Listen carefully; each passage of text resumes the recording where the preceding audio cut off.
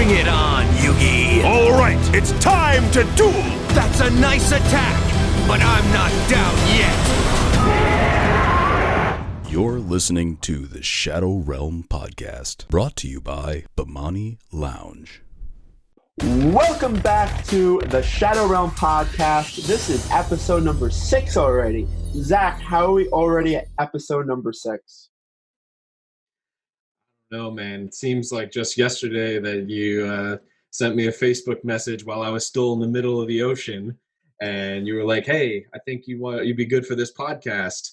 And I was like, "All right, seems cool, but I don't know we'll be on land again." But here we are already. It's going to be my third episode. You're doing very well, and so far no one's kicked you off, so that's a good sign. And we have a lot to talk about today. Obviously, outside the world of Yu-Gi-Oh, it's been crazy with the coronavirus and the whole racial injustice that's been going on in our country. So, usually in times like this, we look to Yu-Gi-Oh as sort of an escape. So it's important to keep on track of everything. So glad to have you on. And how has your week been outside of Yu-Gi-Oh, first of all? Outside of Yu-Gi-Oh, it's been pretty good. I've actually started making sourdough bread, and I just made my first attempt yesterday, and it didn't go quite as planned. The problem was my sourdough starter wasn't really robust enough, so the bread didn't rise like it was supposed to, but, I'll get them next time. Gotcha. Yeah. Well, you started off really strong, and then you got super polyed, and you just lost all your resources. Gotcha. Yeah. Well, all the air went out. I have been planting a lot of flowers lately and gardening and landscaping. I volunteer at this garden near my house, and I've been doing a lot with that. I've been raking out a bunch of leaves and weeding out a bunch of weeds and planting stuff that looks nice. So I've been playing a lot of Sylvans lately with Lone Fire Blossom. That's what that reminds me of. So yeah, I always try to compare everything in everyday life to Yu-Gi-Oh! For those at home. Too bad Soul Charge is banned. Lone Charge Soulfire is what we used to call it. It was Lone Charge Soulfire. Yeah, it was the combo. Lone Fire 3 times, and then Soul Charge, summon 3 Hermitries, and summon 2, end on double Felgrand and a Draco Sack. And that was like a broken board back in 2014. Oh my, how times have changed. Oh yeah, the tides have turned. Well, let's get into our next segment where we talk about Solemn Judgment. And now we put the spotlight on one card and analyze its competitive potential. It's time to pass down our Solemn Judgment. And we are giving our Solemn Judgment on a card. This time it will be Jet Synchron. So Jet Synchron, 1-card starter for many combos, been in the meta for a couple of episodes now where we talk about it and how abusable it is. It's broken in namely any kind of synchro decks, from Adamantimators to dinosaurs to mermails. It's played in Eldlick. It's played in a lot of decks. Of course, it's a machine that lets you helps you go into the Mecha Phantom Beast links. So, do you think that this card is a ban-worthy card? Where do you think it ranks in the cards that are broken? And do you think that, since Konami probably won Haka Fibrax right away, at least banning it, would banning Jet Synchron make sense, or putting it to 1 make sense? Where do you think this card will find itself on the Forbidden and Limited list? Well, when you look at a card, you can't just look at the card in a vacuum, right? You have to look at what can search this card, and also what does this card enable. So the fact that this card is searchable by tuning, which mills the card as its supposed downside, but that it's a plus in pretty much every deck that tuning is played in. Like if you mill Golden Boy or you mill Scarlet Sanguine, then great, you just got a +1 off of that for free. But Jet Synchron, so it's a searchable by tuning, right? Which is not a once per turn effect. So if you draw multiple tunings and they ash the first one, then guess what? You can slap another one down and search anyway. So that's broken by itself, is being searchable by a card that's not a once per turn. And then secondly, it's a level 1, which in Master Rule 4 and beyond means that you can just normal summon it, link it off for Link Kuriboh, and then it's immediately in the graveyard. So you don't have to get any setup for it, right? And then, of course, it being a tuner that revives itself, kind of like Glow Up Bulb would do, just requiring a discard. That's a 1-card starter for any Halky Firebrax combo, and you are able to run 6 copies of Jet Synchron. I guess technically you could do 7 if you're also playing like 1-for-1 or something like that, but like, you know what I'm saying? Like, there's so many ways to access it, and it's just free value. Even the cards that you discard, like, it replaces itself in terms of card advantage. Like, you discard a card, but then it revives itself. So you're not losing advantage. And in the case of most cards that you're going to combo it with, they're cards that you want to put into the graveyard. So it's like with Spiral, having anything that's like, think of Quick Fix, right? Another level 1 monster that revives itself by discarding any card. Like, that card is broken, and it's been at 1 on the ban list for like ever, since the supposed emergency ban list, like 2 weeks after Double Helix was released, or like 3 weeks, however long that was. So it having all of those qualifications in the context of a metagame where we have Crystron Halky Fibrax makes it just too generic and too powerful and explosive for too little input, right? You barely have to use any resources to get there. You just have to draw the Jet Synchron or the tuning, and then have any card in your hand to discard, and you have a full nasty combo that either ends with like drawing 4 cards, fielding multiple negates, or making True King of all Calamities, which is an oppressive boss monster. Like, in the context of this metagame, it's definitely broken. But if you took Halky Firebrax out of the equation, if you took, like, I don't know, tuning out of the equation, then it becomes not as good. But where we are right now, I think the Jet Synchron is definitely a problem, because normal summoning like Mecha Phantom Beast Olion, it does not produce the same results as normal summon Jet Synchron. Right. You have to have an extender for the Olion to do something. But with Jet Synchron, it's by itself, and you get to play 6 copies. Right. So I think the most important hit is that tuning needs to go to 1. Any card that just searches a whole like type or archetype and has no restrictions at all, it cannot stay at 3 copies per deck forever, right? Like, I was just talking about this with Fossil Dig. It has 0 restrictions, and it has no hard ones per turn. The only thing is it has to be a level 6 or lower dinosaur, which is like Rhoda is at 1 copy per deck, and that searches a level 4 or lower warrior. And the only reason that it's so much better is because warriors are just better.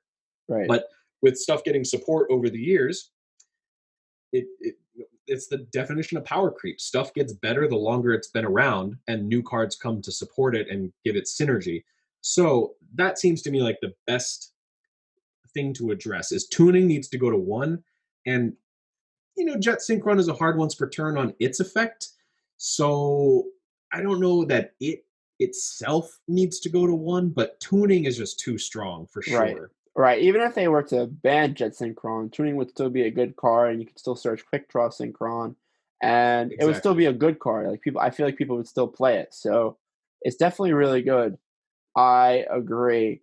Now, this is interesting because I feel like the more I think about Jet Synchron getting hit, it's like, well, maybe they could just play different tuners, but I don't really know another tuner that just replaces itself on normal summon. It's just like a 1-card combo, and to be as generic. Like, you don't even have to normal summon it. Like, say you want to summon 2 monsters, go Nightmare Phoenix, pitch it, bait out a back row, and then you could pitch it from grave. It just has so much flexibility. Exactly. And there's no tuner that's generic without a restriction that lets you play that freely.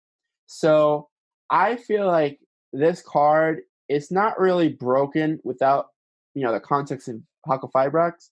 However, just because we're fairly certain that Halka Fibrax won't get touched in September, it'll probably survive another ban list. I believe, with that being said, similar to Glow Up Bulb and its other precedent tuners to be hit, I feel like you have to turn to Jet Synchron as the next one in line to hit the dust on the ban list. And then I feel like once Halka-Fibrax gets banned, you'll have all these tuners come back to 1. So I think we'll see Glow Up Bulb again. I think we'll see Jet Synchron again. And other Cloak, the Steam, we'll see again. So there's all these cards that, out of context, they don't seem that good. And they're not really the problem either. But we just have to do the necessary evil of banning them while Konami makes their business decision of letting Halka-Fibrax in the format for a couple of tournaments. So that's just what it has to be. And in the context of Halka-Fibrax being a card, I think that Jet Synchron absolutely has to be banned, just from a Konami's perspective. So I completely agree. So what's our final solemn judgment on Jet Synchron? I would have to say banned. Boom. Get out of here. We have to get a. And also, I think tuning should also probably go to 1. We should have to have a gavel. Exactly. Let's crowdfund our gavel. Like Judge Judy. Isn't there a Yu-Gi-Oh card that it's like the judge or something like that? Oh yeah, there's like Judge Man. Judge Man. One of Seto Kaiba's favorite cards. Right. I think it's definitely an interesting way of looking at it. Now we have our final formal segment of the show, which is traveling Road of the King. It's time to travel the Road of the King, as we talk about in-game resources. So in-game resources, for those of you following with the book, it is a page 140. We go in no particular order on this show. We don't know how to count, so following page numbers is pretty difficult over here at Bemani Lounge. And it's chapter 11, and it starts off with a great quote from Charlie Munger. It is remarkable how much a long-term advantage people like us have gotten by trying to be consistently not stupid instead of trying to be very intelligent. So this is a quote that symbolizes how people use their card resources. So this chapter talks about, how it's important to accumulate advantage of course, across across a game and throughout a tournament, of course. And the more resources that you get, the more of a winning spot you put yourself in. And Patrick Hoban goes on to say that, as soon as you get an extra card, whether you search a card or draw an extra card or whether you destroy a monster by battle, it's a +1. And the name of the game is you want to get as many +1s as possible. And life points don't matter until they hit 0. And you want to just put yourself in as advantageous of a spot as possible when it comes to card resources. However, he goes on to say that the usefulness of card advantage is inherently limited, as it is only a measure of quantity and not quality. So if player A has 2 Lejin, the mystical genie of the lamp, in their hand, and player B has 1 Gemini elf on the field, which has higher attack and higher defense, who is winning? Player A has more cards, but player B has a better monster than both options player A has. So player A has no meaningful way to convert this additional card into something useful. So card advantage is insufficient in a number of other ways, such as usefulness. If you have Mystical Space Typhoon in your hand and your opponent doesn't have any sets, then it's not very useful. So let's talk about how card advantage works in general, and then we'll apply it to the format. So in general, it's not a secret that the person with the most cards in their hand is usually winning the game. I would say the exception of this is with the toxic time rules that we have in the game, and life points take more of an important role. So what do you think when did you understand card advantage as being the most important aspect of the game? I feel like you learned this pretty early on in your competitive Yu-Gi-Oh career. What do you think? Yeah, so I came into the game competitively around the time that Pot of Desires was released, and I remember there was a furious debate in the community whether Pot of Desires was worth it. And at first, I wasn't against the card, I just didn't really understand why it was so good. Because I saw oh, you're banishing 10 cards out of your deck. doesn't that like hurt you? But people would explain to me like, you're not going to draw those cards anyway unless you have a way to draw them, or Right. unless you're like able to stall the game out for 20 turns. And so like, I would rather just have the cards now. And watching like D's Eve's channel, where he basically explained the concept of card advantage, like it doesn't matter what's in your deck. Your deck is not a resource, right? So when I activate Pot of Desires, I might banish, all 3 copies of a card. Like when I played Thunder Dragons, I played 2 copies of Desires, and there was plenty of games where I banished all 3 copies of Dragon Dark, which is like, best card in your deck, searches everything in your deck. And that Pot of Desires still won me that game. Right. Never resolved the Dragon Dark in those duels, but I still won because I got the extra cards I needed. And that +1, that raw power is so good. That's why Pot of Greed has been banned for so long. Like since 2005, and it's never coming back. They've just decided to reprint like different versions of Pot of Greed that have different restrictions, but like would you not play Pot of Extravagance in like Subterras or in Altergeist or any of those control decks just because you can't draw for the rest of the turn? Like, no, you find ways to get around it. Or banish your extra deck cards. Or banish your extra deck cards, because like you don't summon from the extra deck in those. So it's about finding your way around the restrictions and playing them in the right deck. Right. But getting back to the point, card advantage, that's how I first learned about it, was through the context of Pot of Desires and seeing that like even though you're banishing a quarter of your deck or 1/6 of your deck, I guess if you're playing 60 cards, that draw could be the difference between you winning or losing that game. And the fact that Ash Blossom is like a magnet to Pot of Desires should tell you everything you need to know. Right. Same with Pot of Extravagance. Like, no good player is going to be like, oh yeah, I'm not going to Ash the Desires. That's a bad card. I don't care about that card. Like, if I see Desires, I am always seriously considering ashing it if I have Ash, unless I'm expecting that they're like trying to bait me and there's something better in their deck I could ash. Like almost always, I'm just going to ash that. Same with the Extravagance. And that's why those cards are so powerful, because not all they gain you a +1. You Right. start with 5 cards, you activate your Desires or whatever, and you banish your 10. Those cards are never in your hand no matter what. You draw 2 cards, and then the Desires goes to the graveyard. If you started with 5 cards, you now have 6 cards. That is one more option that you're able to have. And, sure, sometimes you draw Desires off Desires, but it doesn't happen every time, and that's not a correct argument to say that Desires is not good. Right. Variance is not an argument, right? Right.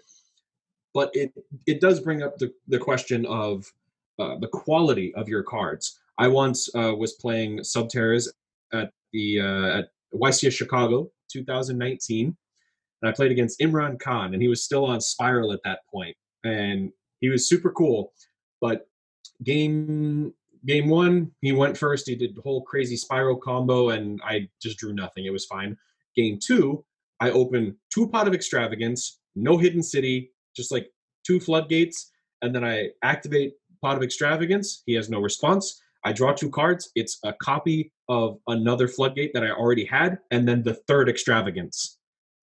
Does that situation mean that it's incorrect to play 3 Extravagance? Of course not. No. But it does highlight the importance of the quality of your resources. Right. So the reason that, for example, like Eldritch is so strong is that normally when you activate a card, it goes to the graveyard if it's like a normal spell, and then you don't get to use it again. But in the case of Eldritch, Scarlet Sanguine banishes itself, and which is no minus to you because it's already in the graveyard, and then it puts another card on your field. So that is a +1 by itself. It activating gets a Golden Lord out of your deck. So it's a 0 in card advantage there, but then later it banishes itself to get you a +1. And that being the case, every one of those Eldritch cards, the Golden Lands and the Eldlixirs, they banish themselves to get the other half of the deck onto your field. So they're all +1s once they've hit the graveyard. And even though they're hard once per turns on all of their effects, and in some cases you can only use one of their effects once per turn, the fact that you get to choose your resources is what makes it so strong. So like every single turn, it's like you're never losing advantage. They just keep replacing themselves and giving you the +1 rather than you activate it, goes to the graveyard, it's done. Like one single card there just starts this loop that just never stops until you run out of copies of those cards. And that's why the deck is so strong, because it just keeps recurring this advantage, which I think is really cool because, I love zombies. And that's kind of the point of zombies. They keep coming back. They won't die. In the case of Adamancipator, every single one of those Adamancipator monsters is basically a guaranteed +1, right? Because you play so many generic level 4 or lower rock non-tuners. You have 3 copies of Doki Doki, you have 3 copies of Kawaki Mirror Guardian, and then there are other rock monsters that are in the deck as well.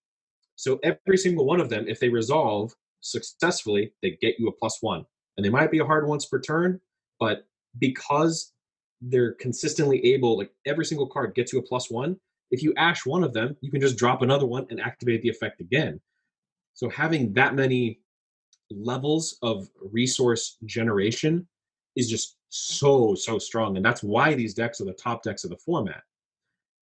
If they tributed themselves to excavate 5 and special summon 1, it wouldn't be nearly as good. But because it's just a free body on board, or in the case of Eldritch, it's free spells and traps that just reset themselves, that resource game is so strong.